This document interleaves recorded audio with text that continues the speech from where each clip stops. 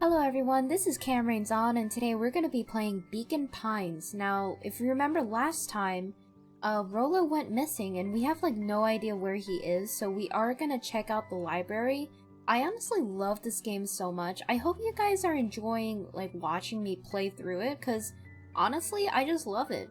So let's just get started, because I'm so curious to find out what happened to Rolo, you know? I really do love the music in this game. We really need to get back to work. Just a couple more minutes. If Roxy said she'll be here, she will be here. Just don't really see why I'm just standing around, doing nothing, waiting for Roxy, when I could just be standing around doing nothing, and getting paid for it. Come on, Lumi, Roxy needs our help. Yeah, but good intentions don't qualify as legal tender. Tender. Weird. My parents wouldn't listen.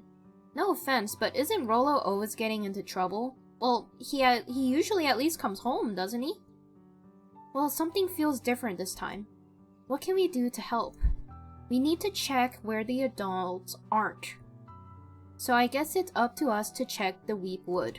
Our shift doesn't end for another couple of hours. We could spend the time making posters. Well, that would be great, I guess. Right, Fitz and I will check the Weepwood. We'll be back later to pick up the posters. I think my dad has a map of Weepwood. Let's swing by my house and grab it before we head out.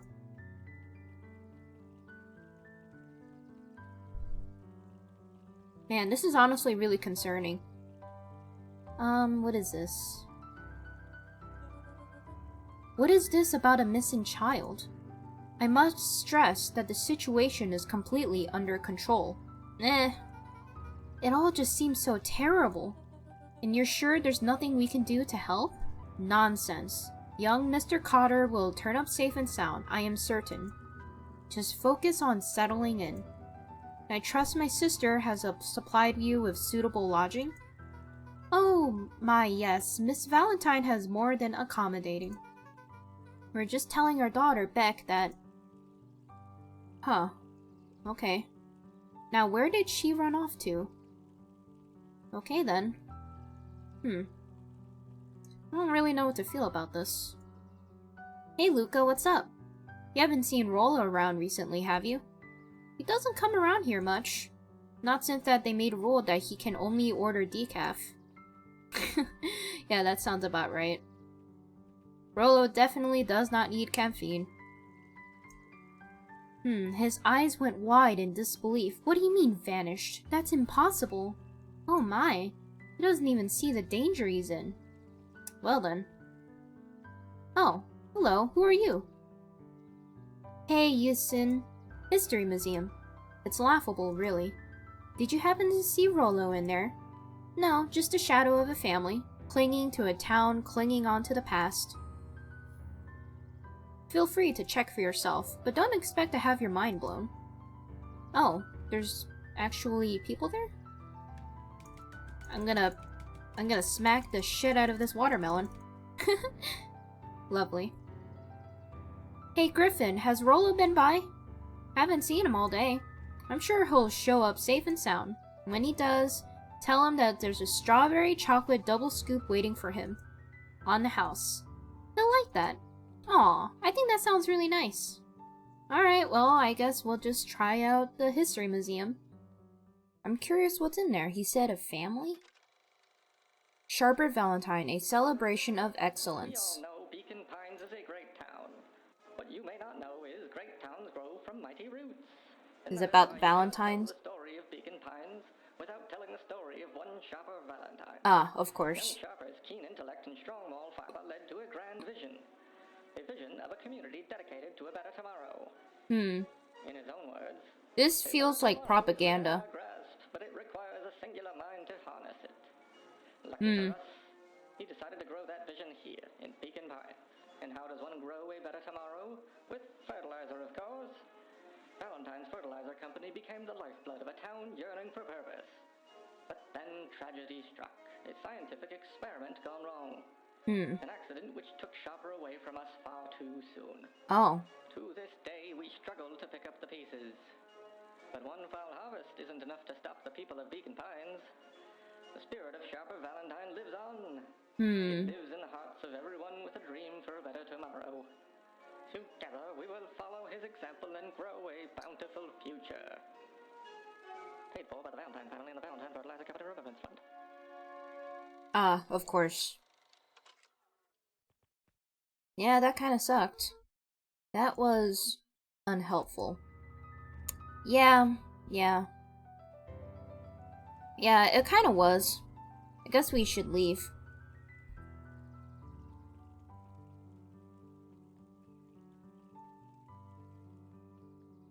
I guess we'll go to the library. Huh, hello. Kato volunteered at the library during the summers.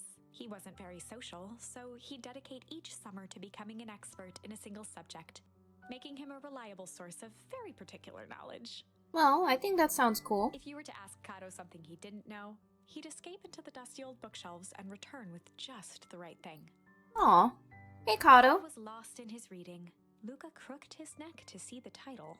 Introduction to Melitology. Oh, hey, Luca. You snuck up on me. Good book? Don't know. Just started it. To the shelves. I'm really running out of books I haven't read yet. So now it's on to the wonderful world of bees. Turns out bees are pretty cool. For instance, did you know that around 70% of bee species actually live in underground tunnels? Or that if there are two queens in a hive, they'll fight to the death for supremacy? Oh, fight. That's another charm. That's interesting, but you haven't seen Rollo around recently, have you? Not since yesterday. Well, keep an eye out for him, okay? Sure thing. If I see him, you'll be the first one to know. Alright then, I guess. Mycological phosphorescence. Ugh. More like mycofleet loss of interest. Hello. Hey, Jazz. Oh, hey, Luca. Did Rollo come by? Nah. I was actually surprised. He's usually here early on days when the new issue drops. Rollo's the biggest Hank Atomic fan I know. Besides myself, that is. Well, if he does swing by, tell him to meet me you know where. I don't know where. No, but he knows where. Oh, roger that, Space Cadet. Well, this is, concerning. Wait, what is this? The bottom corner shelf was a dusty array of thick science books. Only one binding was clean enough to read. Cellular biology and the chemistry of mitosis. Boring. It's just cell division. We're just gonna move on. Oh, hey, who are you? Huh, what sort of monster puts candy behind a locked door? Oh yeah, Mr. Nuncreed works weird hours sometimes. Of course he does. How about you? When do I work? No, I mean like, what's your name? Ah, I'm Luca Van Horn. You're new here? Yep, not by choice. Family moved often, giving her little time to establish any real connections. She would tell you she prefers it that way. I'm looking for my friend Rollo. He didn't come home last night. So he's missing? I guess so. Like missing? Does that sort of thing happen a lot around here? Luca shifted his feet uncomfortably. Kinda. Seems that way. Well, that sucks. Yeah. So I should probably get going. Hey, wait up. What? Beck pulled a coin from her pocket.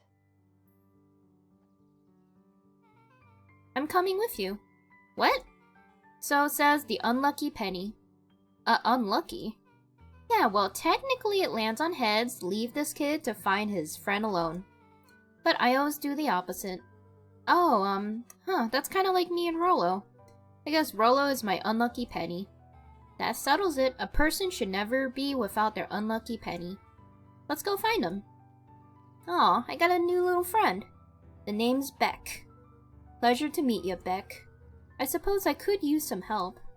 Try to keep up. Huh, okay. Alright then.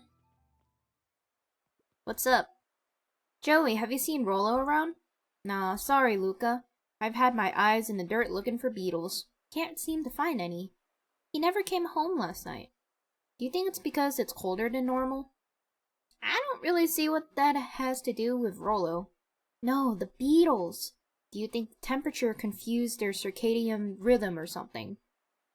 Well, circadian rhythm is less about temperature and more about light, but we're just not going to say anything about that. Who's to say? I'm no beetologist. Just keep an eye out for him, would you? Of course.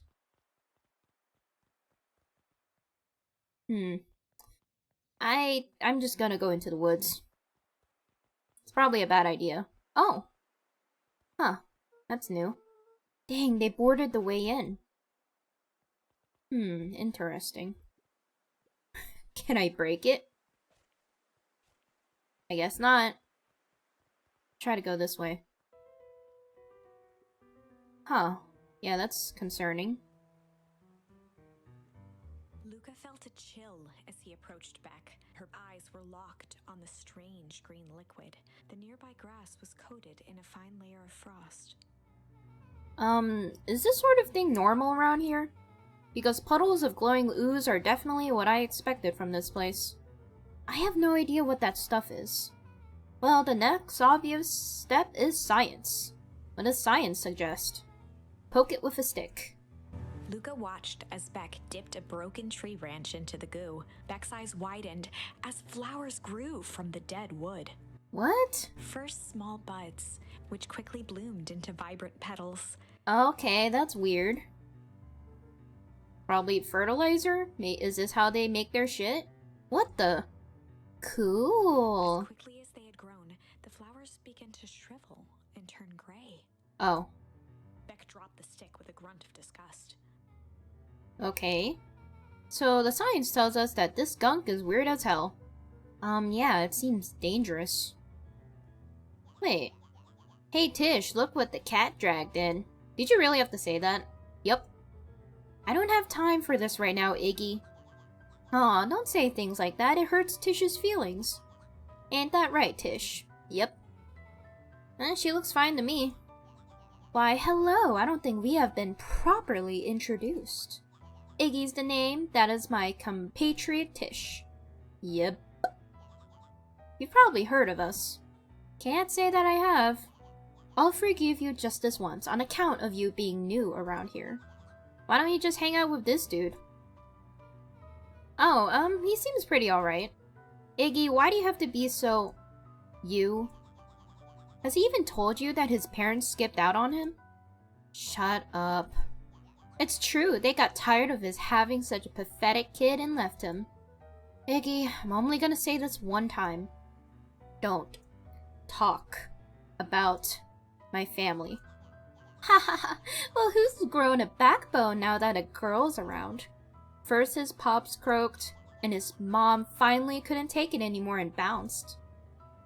She is a bitch. Towards Luca, What? his sneer lit by the glowing puddle. Oh, it was a guy. What a bitch. Tears welling in Luca's eyes, his fists clenched. Some things about Beaconpines were very different from the city. But a bully from a hayseed town is really no different from a city bully. Beck took a deep breath and thought. Time to bust out the tickles? Tickles. Maybe the strange. I'm just... Well, time to bust out the strange. Maybe she's gonna act so weird that they leave us alone. Alright, Luca, looks like you need a little mud bath. What's wrong with you, new kid? We're about to pound your new friend. Beck stared in silence, the only sign of life being the twitch of an eye. It's weird when people don't talk. Yep. Stop being such a weirdo. Hello? Are you some kind of wackadoo? Makes sense. Wackadoos travel in packs, eh, dud? At the sight of Iggy taunting Beck, something in Luca snapped. Iggy's smirk shifted to a look of shock as Luca launched himself into his stomach. Oh, damn. Wait, is he gonna fall into the puddle? Oh. Iggy's clothes were drenched in the glowing ooze. Ah, you jerk. My clothes are ruined. I'm gonna... Iggy's voice began to slur as he struggled to get up. Oh. I don't feel so good. Whoa. Whoa. I'm sorry, I just... Oh, shit. Yup?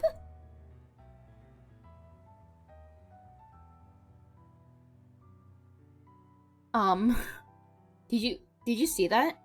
That was intense. Iggy's gonna be okay, right? Nothing about this seems okay. Warehouse. This strange ooze and what it did to Iggy. Was Rollo caught up in all of this? I thought he managed to escape. We have to find Rollo. You took the words right out of my mouth. Aw, Beck, you know what? You're awesome. What is this? Yeah, we talked about that as property of the fertilizer thing. What am I supposed to do? I'm not really sure. Let's just go back. Hey, it's that guy. Whoa there, little buddies. You startled me. What in the dickens are you up to in this part of town? We were just helping look for Rollo. Oh, you haven't heard the good news? Rollo showed up safe and sound a bit ago. Really? Where was he? It's funny, really. He got a little turnaround in the woods. They can be a little disorienting, you know. I'm starting to get that impression. Rollo's at his house now, getting some well-deserved rest. That's such a relief. You two should scurry along before you get lost yourselves. Well, I guess he did run away, and he was panicked, so maybe he got lost. Also, why are you here in the woods? Yeah, come on, Beck. I can't wait to introduce you to Rollo. Oh, that reminds me. Uh-oh, Luca, your grandmother was looking for you. She was? She was worried sick. You should march straight home. I guess. Beck, your folks might be worried too. I'll walk you home. I need to talk with Nellie about work anyway. Glanced toward Luca. I guess all is well and ends well. I'll introduce you to Rollo tomorrow. Sure. Glad he's okay. You still didn't really explain why you were just hanging out in the woods. Rollo was safe. That's good. A wave of relief washed over Luca, which was quickly replaced by a sense of dread. Gran is going to kill me. If he hurried, he might just make it home before sundown. Chapter 4. Our harvest awaits. Oh my god, the way she said that sounds so ominous, though. Luca took a deep breath and gingerly opened the door, steeling himself for Gran's wrath. She better not be missing. Gran? I'm home. I'm worried. Everything's fine. Gran? Well, this is not creepy at all. Well, there's nothing interesting here. We kind of explored this area a lot already. What if I go upstairs? Gran? I know I wasn't supposed to go anywhere. I was just helping look for Rollo.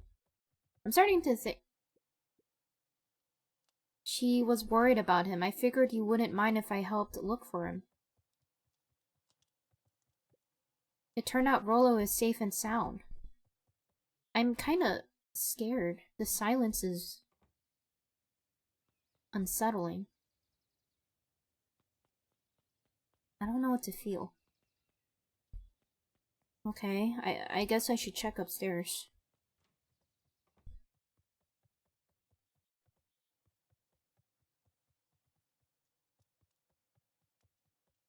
What's gonna happen? I'm worried. Luca was alone. The house was empty. So, Gran's not back yet. I guess that's a good thing. Well, no, she's looking for us. Nothing to do now but sleep, I guess. Luca was sitting by the pond, Oh, this is creepy. listening to small waves lap against a rock. What is happening right now? I feel so uncomfortable. His father sat in a folding chair in front of him. Without turning, he spoke. Why don't you grab me some nice bait? Sure thing, Dad. Luca hopped over to the tackle box and popped open the lid. Inside was a rolling, buzzing mass. What? We're fishing with bees? Luca's father gave a warm chuckle. Well, you catch more fish with bees than honey. Pick us out a good one. Luca closed. That's not the expression. A bee. He could feel its wings struggle between his finger and thumb. Oh, I don't like this. Holding it at arm's length, he hurried over. His father deftly baited the hook and examined his work. Interesting choice. With a practiced flick of the wrist, the line buzzed in a graceful arc. The water accepted it without a splash or ripple. The wrong choice. But I respect it. The pond began to freeze over. Sometimes we gotta make the wrong choice before we can make it right. Pallid ice Is this the ending? the still surface with an alarming speed. Luca scrambled back as the ground beneath him turned cold. Dad, I don't understand. I feel like I made a wrong choice somewhere. Understanding isn't always part of the deal. The relentless ice shot through the fishing line toward his father. Look out! His father casually wound the reel. None of it's your fault, you know. Never was. What the hell? We have to go! Luca grabbed his father's shoulders, trying to pull him away. Please, you have to run! The ice crackled as it spread across his father's hands. The thing about fishing, Luca. His chest began to crystallize. You toss your hook in, and you never know what you're gonna pull out. What the A hell? shock of searing cold ran up Luca's arms. He gave one last desperate tug. The chair tipped backwards in a single frozen mass. Luca tried to stop the momentum, but it was too late. He watched the icy form of his father slam into the hard ground, shattering into 1,000 pieces that crowded around his feet. Dad, I don't understand. What does all this mean? The gentle rustle of leaves was the only reply. That sounds like a freaking nightmare. Luca's eyes struggled to focus on the walkie-talkie. Rollo? It's probably not Rollo. There can be more than 2 walkie-talkies. He could hear Rollo amongst the noise. Luca! Rollo, is that you? Luca. There? Rollo, it's the middle of the night. Luca, thank God. Listen. I don't know how long this thing will work down here. Down here. Rollo's voice was coming through more clearly now, but some words were still just static. Listen to me. Someone grabbed me yesterday. The man in a hazmat suit? Took me to some sort of... I think I'm underground. Underground? Are you okay? Kinda.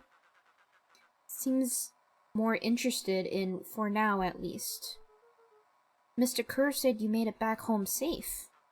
Kerr, no, trust. He's... Hold on, someone's coming. The signal went silent. Rollo? Rollo, where are you? Luca held still, waiting for a response, his pounding heartbeat marking the passage of time. Okay, I think they're gone. It's getting worse. I can barely hear you. Rollo's voice began to fade. Losing signal. Not much time. Mission control. You need to the treehouse. The treehouse. The signal died for good. What was he trying to say about the treehouse? What's at the treehouse? The antenna. Oh, he wants me to use the antenna in the treehouse to get a better signal. Rollo, you're a genius. Luca grabbed the walkie-talkie and sprinted to the treehouse. You're going now?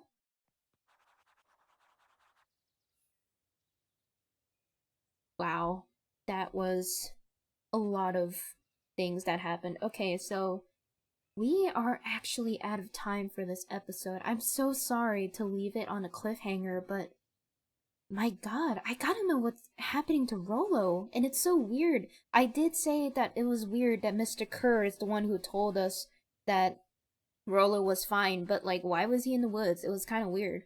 Oh my God. I hope you guys enjoyed the video. Make sure to like, comment, and subscribe, and I hope all of you have a blessed day. Goodbye!